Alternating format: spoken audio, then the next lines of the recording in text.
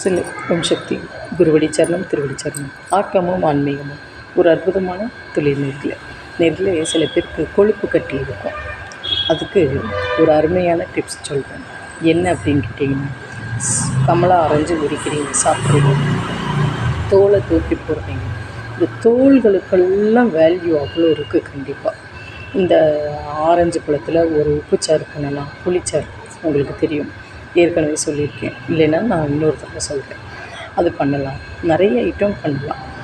இதில் இன்றைக்கி என்ன பண்ணுறோம் அப்படின்னு கேட்டிங்கன்னா, அந்த கொழுப்பு கட்டிக்கு நல்ல இவ்வளோ கமலா ஆரஞ்சு தோல் இருக்குன்னா இவ்வளோ உப்பு போட்டுக்கோங்க. போட்டுட்டு நல்லெண்ணெயில் நல்லா இதை கொதிக்க விடணும். நல்லா மூணையும் பிரட்டிடணும், கொஞ்சம் நேரம் விட்டுருங்க. அதுக்கப்புறம் காட்டன் துணியை எடுத்துக்கோங்க. இந்த நம்ம வதக்கினதை கொட்டி முடிச்சு போட்டுருங்க. பொறுக்கக்கூடிய சூடில் அந்த கொழுப்பு கட்டி எங்கே இருக்கோ அங்கே வையுங்க. இப்படியே ரொட்டீனாக ஒரு வாரம் செஞ்சு பாருங்களேன்.